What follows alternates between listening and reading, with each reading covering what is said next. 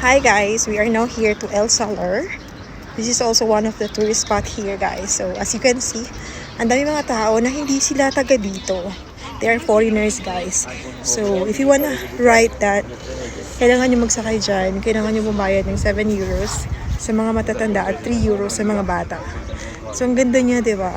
So ngayon ang daming tao dito. Ang dami-dami nila. So, ayan. Ang dami pa naghihintay.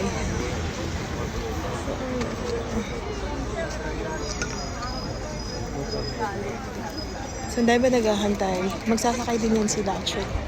So, di ba ang ganda niya? Yan, ready na. Ready na sila guys. Alis na sila. May bus naman actually.